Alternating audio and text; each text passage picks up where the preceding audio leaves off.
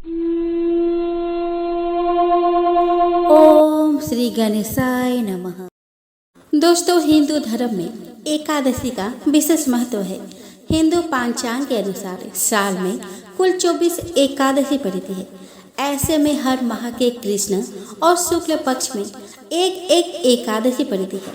हिंदू पंचांग के अनुसार श्रावण मास के शुक्ल पक्ष की एकादशी को पुत्रदा एकादशी कहा जाता है। श्रावण मास में पड़ने वाली इस एकादशी का विशेष महत्व है। इस दिन श्री हरि विष्णु की विधिवत पूजा करने के साथ व्रत रखने से हर दुख दर्द दूर हो जाता है और भगवान शिव का आशीर्वाद भी प्राप्त होता है। बता दें कि इस साल 2 दिन एकादशी तिथि पड़ रही है। ऐसे में असमंजस की स्थिति बनी हुई है कि आखिर किस दिन रखा जाएगा पुत्रदा एकादशी व्रत। इस एकादशी को पवित्रोपना एकादशी या पवित्र एकादशी के नाम से भी जानते हैं। तो आइए दोस्तों, इस वीडियो में हम जानें कि इस साल पुत्रदा एकादशी कब है। आप जानेंगे इसके शुभ मुहूर्त के बारे में। आप जानेंगे पुत्रदा एकादशी के पूजन विधि और पारण का सही समय क्या होगा, इसके बारे में। तो चलिए दोस्तों, आज की वीडियो का शुरुआत करें। दोस्तों, हिंदू पंचांग के अनुसार श्रावण मास के शुक्ल पक्ष की एकादशी तिथि 15 अगस्त को सुबह 10:26 से प्रारंभ हो रही है, जो 16 अगस्त को सुबह 9:39 पर समाप्त होगी। उदया तिथि में पुत्रदा एकादशी व्रत 16 अगस्त को रखा जाएगा। पुत्रदा एकादशी के दिन काफी शुभ योग बन रही है। इस दिन प्रीति योग के साथ लक्ष्मी नारायण योग रहेगा। बता दें कि बुध और शुक्र की युति से लक्ष्मी नारायण योग बन रहा है। इसके साथ ही प्रीति योग दोपहर 1:12 तक रहेगा। दोस्तों, पंचांग के अनुसार श्रावण पुत्रदा एकादशी का व्रत 16 अगस्त को रखा जाएगा और इसके साथ ही पारण 17 अगस्त को सुबह 5:49 से 8:05 के बीच कर सकते हैं। दोस्तों, साल में 2 बार पुत्रदा एकादशी का व्रत रखा जाता है। पहला श्रावण मास में और दूसरा पौष मास में रखा जाता है। पौष मास के शुक्ल पक्ष की एकादशी दिसंबर या फिर जनवरी में पड़ती है। श्रावण मास में पड़ने वाली पुत्रदा एकादशी का विशेष महत्व है। इस दिन भगवान विष्णु के साथ शिव जी की पूजा करने का विधान है। जिन दंपतियों के जीवन में पुत्र सुख नहीं है और वह अत्यधिक परेशान है, तो माना जाता है कि पुत्र सुख की प्राप्ति के लिए पुत्रदा एकादशी के दिन व्रत रखना शुभ माना जाता है। इसके साथ ही इस दिन व्रत रखने से व्यक्ति को हर तरह के दुख दर्द और पापों से मुक्ति मिल जाती है। दोस्तों, पुत्रदा एकादशी के दिन सुबह सूर्योदय से पहले उठकर नित्य कर्मों से निवृत्त होकर स्नान करें और साफ सुथरे कपड़े पहने। भगवान विष्णु का ध्यान करके व्रत का संकल्प लें। पूजा घर में गंगा जल से छिड़काव करें। मंदिर में भगवान विष्णु की प्रतिमा या तस्वीर को चौकी पर पीला वस्त्र बिछाकर स्थापित करें। भगवान विष्णु के आगे घी का दीपक जलाएं और कलश की स्थापना करें। फिर कलश को लाल कपड़े से बांधकर उसकी भी पूजा करें। इसके बाद धूप दीप आदि से विधिवत भगवान श्री हरि की पूजा अर्चना करें। नैवेद्य और फलों का भोग लगाकर प्रसाद सभी में बांटें और अंत में आरती करें। श्री हरि विष्णु को अपने सामर्थ्य के अनुसार फल फूल, नारियल, पान सुपारी, लौंग, बेल, आंवला आदि अर्पित करें। पूरे दिन निर्जला व्रत रहे और शाम के समय कथा सुनने के बाद फलहार करें। दूसरे दिन ब्राह्मणों को भोजन कराएं और दान दक्षिणा जरूर दें। उसके बाद तुलसी दल और पीले फल से शुभ मुहूर्त में व्रत का पारण करें। इस दिन दीपदान करने का बहुत महत्व है, इसीलिए दीपदान जरूर करें। आइए दोस्तों, अब हम श्रवण करें पुत्रदा एकादशी की पावन व्रत कथा को। दोस्तों, श्री युधिष्ठिर कहने लगे कि हे भगवान, मैंने श्रावण माह के कृष्ण पक्ष की कामिका एकादशी का सविस्तार वर्णन सुना। अब आप मुझे श्रावण शुक्ल एकादशी का क्या नाम है, व्रत करने की विधि तथा इसका महात्म्य कृपया करके कहिए। मधुसूदन कहने लगे कि इस एकादशी का नाम पुत्रदा एकादशी है। इस एकादशी को पवित्र एकादशी भी कहा जाता है। पुत्रदा एकादशी व्रत करने वाले व्यक्ति को पूजा के बाद श्रावण पुत्रदा एकादशी व्रत की कथा जरूर सुननी चाहिए। ऐसा करने से व्रत पूर्ण होता है और मनोकामनाएं पूरी होती है। अब आप शांति पूर्वक इसकी कथा सुनिए। इस कथा को सुनने मात्र से ही वाजपेयी यज्ञ का फल मिलता है। द्वापर युग के आरंभ में महिष्मति नाम की एक नगरी थी, जिसमें महिजीत नाम का एक राजा राज्य करता था। लेकिन पुत्रहीन होने के कारण राजा को राज्य सुखदायक नहीं लगता था। उसका मानना था कि जिसके संतान ना हो उसके लिए यह लोक और परलोक दोनों ही दुखदायक होते हैं। पुत्र सुख की प्राप्ति के लिए राजा ने अनेक उपाय किए, परंतु राजा को पुत्र की प्राप्ति नहीं हुई। वृद्धावस्था आते देखकर राजा ने प्रजा के प्रतिनिधियों को बुलाया और कहा कि हे प्रजाजनों, मेरे खजाने में अन्याय से उपार्जन किया हुआ धन नहीं है। ना मैंने कभी देवताओं और ब्राह्मणों का धन छीना है। किसी दूसरे की धरोहर भी मैंने नहीं ली। प्रजा को पुत्र के समान पालता रहा। मैं अपराधियों को पुत्र तथा बांधवों की तरह दंड देता रहा। कभी किसी से घृणा नहीं की, सबको समान माना, सज्जनों की सदा पूजा करता हूँ। इस प्रकार धर्मयुक्त राज्य करते हुए भी मेरे पुत्र नहीं है, सो मैं अत्यंत दुख पा रहा हूँ। इसका क्या कारण है? राजा महिजीत की इस बात को विचारने के लिए मंत्री तथा प्रजा के प्रतिनिधि वन को गए। वह बड़े बड़े ऋषि मुनियों के दर्शन किए। राजा की उत्तम कामना की पूर्ति के लिए किसी श्रेष्ठ तपस्वी मुनि को देखते फिरते रहे। एक आश्रम में उन्होंने एक अत्यंत वायुवृद्ध धर्म के ज्ञाता, बड़े तपस्वी, परमात्मा में मन लगाए हुए, निराहार, जितेंद्रिय, जितात्मा, जित क्रोध, सनातन धर्म के गूढ़ तत्व को जानने वाला, समस्त शास्त्रों के ज्ञाता महात्मा लोमस मुनि को देखा, जिनका कल्प के व्यतीत होने पर एक रोम गिरता है। सबने जाकर ऋषि को प्रणाम किया। उन लोगों को देखकर मुनि ने पूछा कि आप लोग किस कारण से यहाँ आए हैं। निस्संदेह मैं आप लोगों का हित करूँगा। मेरा जन्म केवल दूसरों के उपकार के लिए हुआ है, इसमें संदेह मत करो। लोमस ऋषि के ऐसे वचन सुनकर सब लोग बोले कि हे महर्षि, आप हमारी बात जानने में ब्रह्मा से भी अधिक समर्थ है, अतः आप हमारे इस संदेह को दूर कीजिए। महिष्मति पुरी का धर्मात्मा राजा महिजीत प्रजा का पुत्र के समान पालन करता है, फिर भी वह पुत्रहीन होने के कारण दुखी है। उन लोगों ने आगे कहा कि हम लोग उसकी प्रजा है, अतः उसके दुख से हम भी दुखी है। आपके दर्शन से हमें पूर्ण विश्वास है कि हमारा यह संकट अवश्य ही दूर हो जाएगा, क्योंकि महान पुरुषों के दर्शन मात्र से अनेक कष्ट दूर हो जाते हैं। अब आप कृपा करके राजा के पुत्र होने का उपाय बतलाए। यह वार्ता सुनकर ऋषि ने थोड़ी देर के लिए नेत्र बंद किए और राजा के पूर्व जन्म का वृतांत जानकर कहने लगे कि राजा पूर्व जन्म में एक निर्धन वैश्य था। निर्धन होने के कारण उसने कई बुरे कर्म किए। वह एक गांव से दूसरे गांव व्यापार करने जाया करता था। एक समय ज्येष्ठ मास के शुक्ल पक्ष के द्वादशी के दिन मध्याह्न के समय वह 2 दिन से भूखा प्यासा था, एक जलाशय पर जल पीने गया। उस स्थान पर एक तत्काल ब्याही हुई गाय जल पी रही थी। राजा ने उस प्यासी गाय को जल पीते हुए से हटा दिया और स्वयं जल पीने लगा। इसलिए राजा को यह दुख सहना पड़ा। एकादशी के दिन भूखा रहने से वह राजा हुआ और प्यासी गौ को जल पीते हुए से हटाने के कारण पुत्र वियोग का दुख सहना पड़ रहा है।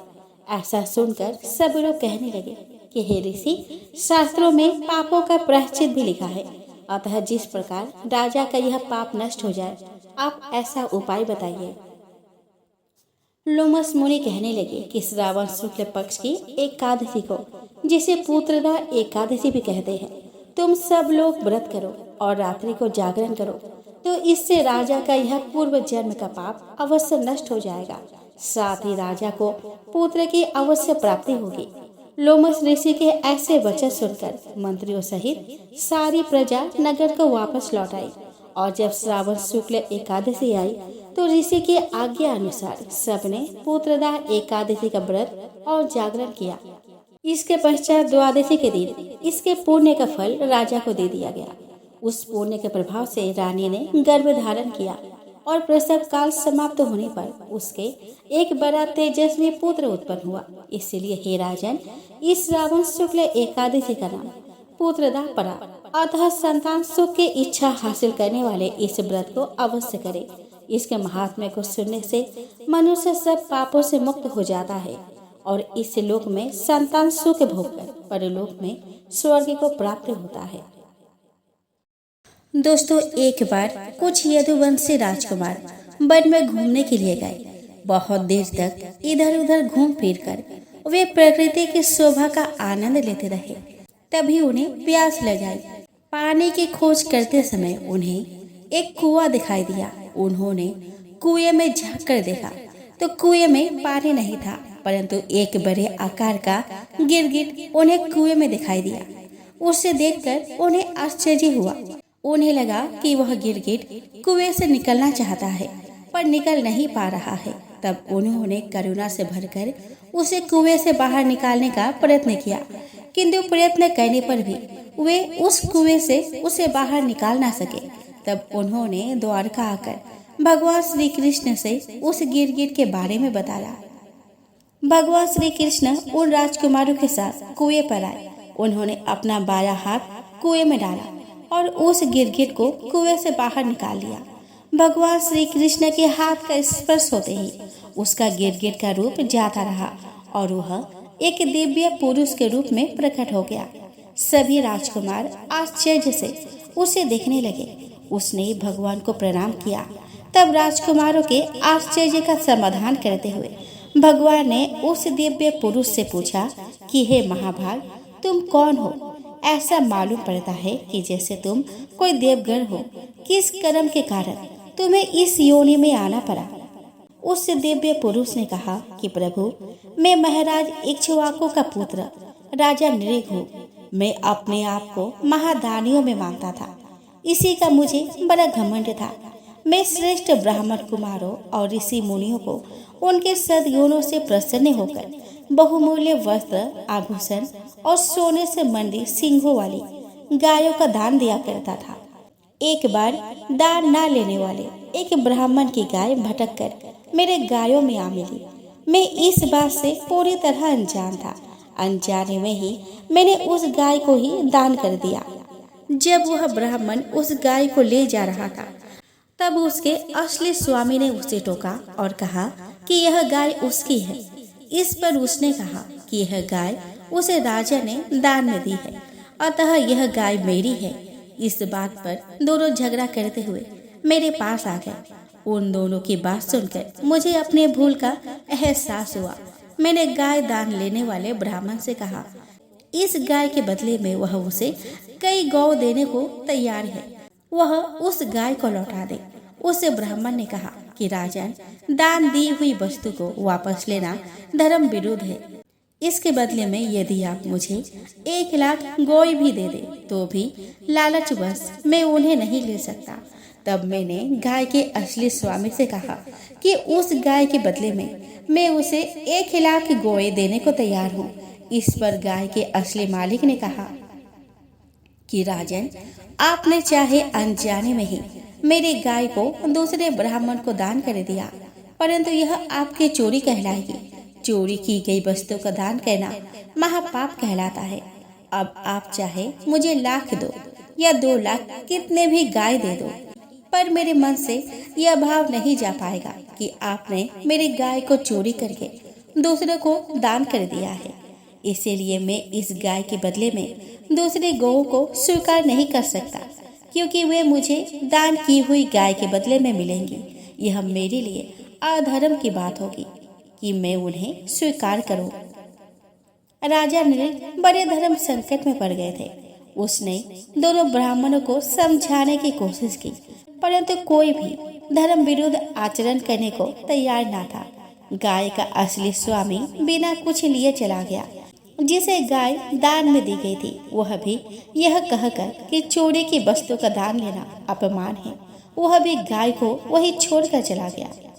राजा नृग बोले कि देव आदिदेव जगदीश्वर, इसके बाद आयु समाप्त होने पर जब यमराज के दूत मुझे यमपुरी ले गए तो धर्मराज यम ने मुझसे पूछा, राजन, तुम पहले अपने पाप का फल भोगना चाहते हो या पुण्य का? तुम्हारे दान और धर्म के फल स्वरूप तुम्हें तेजस्वी लोक प्राप्त होने वाला है। तब मैंने यमराज से पहले पाप का फल भोगने की इच्छा व्यक्त की उन्होंने कहा कि तुम गिर जाओ। उनके ऐसा कहते ही मैं गिरने लगा।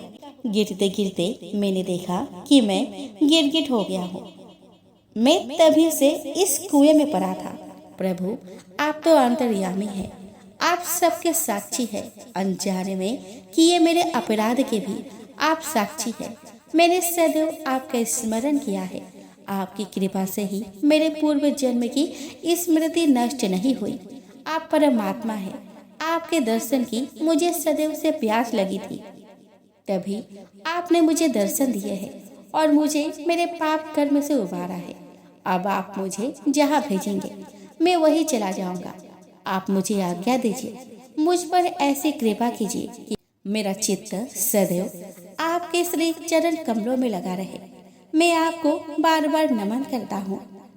राजा नील के इस प्रकार प्रार्थना करे पर भगवान ने उसे देवलोक जाने की आज्ञा दी और वह भगवान की परिक्रमा करके एक सुंदर रथ में सवार हो आकाश मार्ग से देवलोक को चला गया।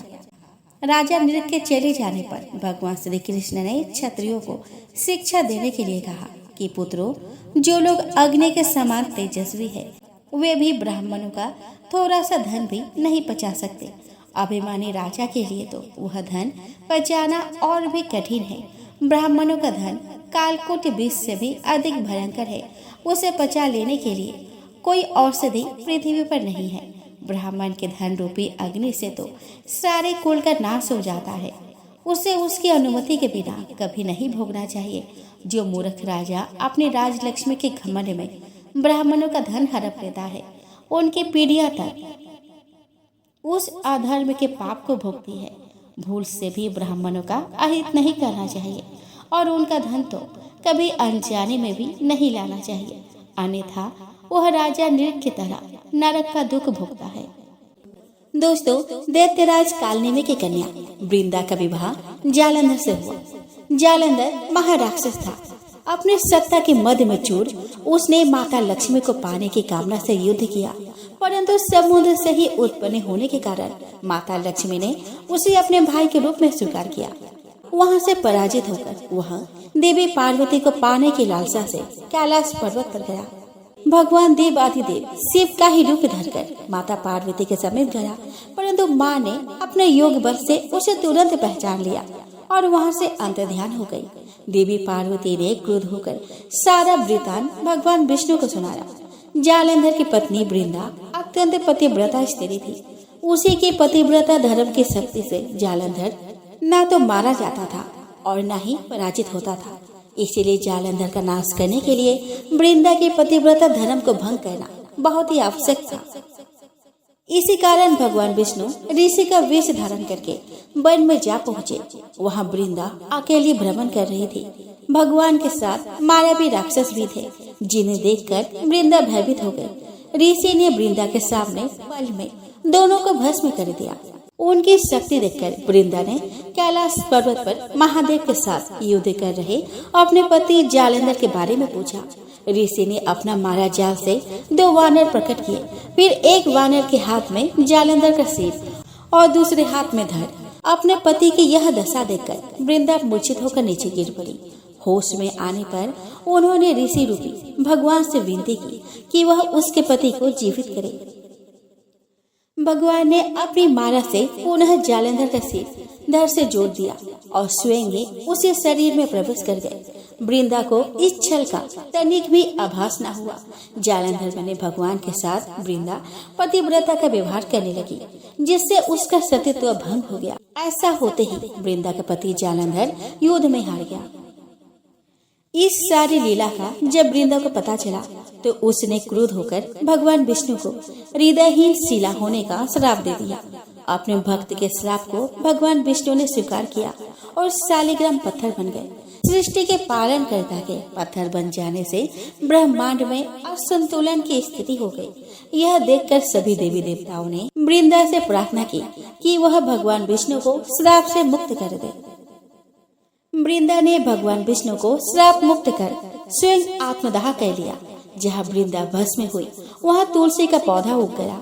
भगवान विष्णु ने वृंदा से कहा कि हे वृंदा, तुम अपने सतीत्व के कारण मुझे लक्ष्मी से भी अधिक प्रिय हो गई हो अब तुम तुलसी के रूप में सदा मेरे साथ रहोगे।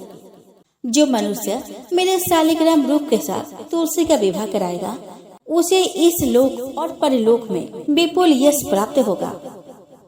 ऐसी मान्यता है कि जिस घर में तुलसी होती है वहाँ यम के दूत भी असमय नहीं जा सकते।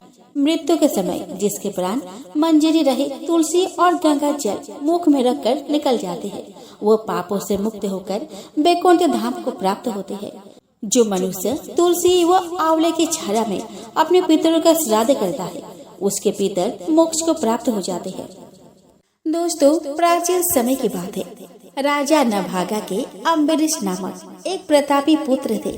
वे बड़े वीर, बुद्धिमान और तपस्वी राजा थे। वे जानते थे कि जिस दिन धन वैभव के लोभ में पड़कर प्राणी घोर नरक में जाते हैं, इसीलिए उनका मन सदैव भगवत भक्ति और दीनों की सेवा में लगा रहता था। राज्य अभिषेक के बाद राजा अम्बरीश ने अनेक यज्ञ करके भगवान विष्णु की पूजा उपासना की, जिन्होंने प्रसन्न होकर उनकी रक्षा के लिए अपने सुदर्शन चक्र को नियुक्त कर दिया। एक बार राजा अम्बरीश ने अपने पत्नी के साथ द्वादशी प्रधान एकादशी व्रत करने का निश्चय किया। उन्होंने भगवान विष्णु का पूजन किया और ब्राह्मणों को अन्य धन का भरपूर दान दिया। तभी वहाँ दुर्वासा ऋषि का आगमन हो गया। वे परम तपस्वी वो अलौकिक शक्तियों से युक्त थे, किंतु क्रोधी स्वभाव के कारण उनकी सेवा शुश्रूषा में विशेष सावधानी अपेक्षित थी। अम्बरीश ने उनका स्वागत किया और उन्हें श्रेष्ठ आसन पर बिठाया। तत्पश्चात दुर्वासा ऋषि की पूजा करके उसने प्रेम पूर्वक भोजन ग्रहण करने का आग्रह किया। दुर्वासा ऋषि ने उनका आग्रह स्वीकार कर लिया, परंतु भोजन से पूर्व नित्य कर्मों से निवृत्त होने के लिए वे यमुना नदी के तट पर चले गए। वे पर ब्रह्म का ध्यान कर यमुना के जल में स्नान करने लगे। इधर द्वादशी केवल कुछ ही क्षण शेष रह गई थी। स्वयं को धर्म संकट में देखकर राजा अम्बरीश ब्राह्मणों से परामर्श करते हुए बोले कि मान्यवरों, ब्राह्मणों को बिना भोजन कराए स्वयं खा लेना और द्वादशी रहते भोजन न करना दोनों ही मनुष्य को पाप का भागी बनाते हैं। इसीलिए इस समय आप मुझे ऐसा उपाय बताएं जिससे मैं पाप का भागी न बन सकूं। ब्राह्मण बोले कि राजन, शास्त्रों में कहा गया है कि पानी भोजन करने के समान है और भोजन करने के समान नहीं भी है। इसीलिए इस समय आप जल पीकर द्वादशी का नियम पूर्ण कीजिए। यह सुनकर अम्बरीश ने जल पी लिया और दुर्वासा ऋषि की प्रतीक्षा करने लगे। जब दुर्वासा ऋषि लौटे तो उन्होंने तपोबल से जान लिया कि अम्बरीश भोजन कर चुके हैं। अतः वे क्रोधित हो उठे और कटु स्वर में बोले कि दुष्ट अम्बरीश, तो धन के मध्य में चूर होकर स्वयं को बहुत बड़ा मानता है। तूने मेरा तिरस्कार किया है, मुझे भोजन का निमंत्रण दिया, लेकिन मुझसे पहले स्वयं भोजन कर लिया। अब देख, मैं तुझे तेरी दुष्टता का दंड देता हूँ। क्रोधित दुर्वासा ने अपनी एक जटा उखाड़ी और अम्बरीश को मारने के लिए एक भयंकर और विकराल कृत्या उत्पन्न की। कृत्या तलवार लेकर अम्बरीश की ओर बढ़ी, किंतु राजा अम्बरीश बिना विचलित हुए मन ही मन भगवान विष्णु का स्मरण करते रहे। जैसे ही कृत्या ने उनके ऊपर आक्रमण करना चाहा, अम्बरीश का रक्षक सुदर्शन चक्र सक्रिय हो गया और पल भर में उसने कृत्या को जलाकर भस्म कर दिया। जब दुर्वासा ऋषि ने देखा कि चक्र बड़ी तेजी से उन्हीं की ओर बढ़ रहा है, तो वे भयभीत हो गए। अपने प्राणों की रक्षा के लिए वे आकाश, पाताल, पृथ्वी, समुद्र, पर्वत, वन आदि अनेक स्थानों पर शरण लेने के लिए गए, किंतु सुदर्शन चक्र ने उनका पीछा नहीं छोड़ा। घबराकर उन्होंने ब्रह्मा जी से रक्षा का गुहार लगाई। ब्रह्मा जी प्रकट हुए, किंतु असमर्थ होकर बोले कि वत्स, भगवान विष्णु द्वारा बनाए गए नियमों से मैं बंधा हुआ हूँ। प्रजापति, इंद्र, सूर्य आदि सभी देवगण भी इन नियमों का उल्लंघन नहीं कर सकते। हम नारायण की आज्ञा के अनुसार ही सृष्टि के प्राणियों का कल्याण करते हैं। इस प्रकार भगवान विष्णु के भक्त के शत्रु की रक्षा करना हमारे वश में नहीं है। ब्रह्मा जी की बातों से निराश होकर दुर्वासा ऋषि भगवान शंकर के शरण में गए। पूरा वृतांत सुनने के बाद महादेव जी ने उन्हें समझाया कि ऋषिवर, यह सुदर्शन चक्र भगवान विष्णु का शस्त्र है। जो उनके भक्तजन की रक्षा करता है। इसका तेज सभी के लिए असहनीय है, अतः उचित होगा कि आप स्वयं भगवान विष्णु के शरण में जाएं। केवल वे ही इस दिव्य शस्त्र से आपकी रक्षा कर सकते हैं और आपका मंगल हो सकता है। वहाँ से भी निराश होकर दुर्वासा ऋषि भगवान विष्णु के शरण में पहुँचे और उनके चरणों में सिर नवाकर दया की गुहार लगाई। आर्त स्वर में दुर्वासा बोले कि भगवान, मैं आपका अपराधी हूँ। आपके प्रभाव से अनभिज्ञ होकर मैंने आपके परम भक्त राजा अम्बरीश को मारने का प्रयास किया है। हे दयानिधि, कृपया करके मेरी इस दुष्टता को क्षमा करें, मेरी प्राणों की रक्षा कीजिए। भगवान नारायण ने दुर्वासा ऋषि को उठाया और समझाया कि मुनिवर, मैं सर्वदा भक्तों के अधीन हूँ। मेरे सीधे साधे भक्तों ने अपने प्रेम पास में मुझे बांध रखा है। भक्तों का एकमात्र आश्रय मैं ही हूँ, अतः मैं स्वयं अपने और देवी लक्ष्मी से बढ़कर अपने भक्तों को चाहता हूँ। जो भक्त अपने बंधु बांधव और समस्त भोग विलास त्याग कर मेरी शरण में आ गए हैं, उन्हें किसी प्रकार छोड़ने का विचार मैं कदापि नहीं कर सकता। यदि आप इस विपत्ति से बचना चाहते हैं तो मेरे परम भक्त अम्बरीश के पास ही जाइए। उसके प्रसन्न होने पर आपकी कठिनाई अवश्य दूर हो जाएगी। नारायण की सलाह पाकर दुर्वासा अम्बरीश के पास पहुँचे और अपने अपराध के लिए क्षमा मांगने लगे। परम तपस्वी महर्षि दुर्वासा की यह दुर्दशा देखकर अम्बरीश को अत्यंत दुख हुआ।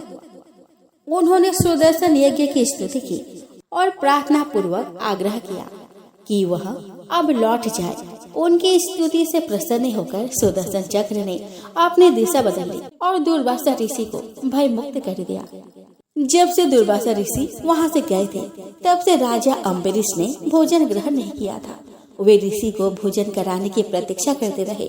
उनके लौटकर आ जाने और भय मुक्त हो जाने के बाद अम्बरीश ने सबसे पहले उन्हें आदर पूर्वक बैठाकर उनकी विधि सहित पूजा की और प्रेम पूर्वक भोजन कराया।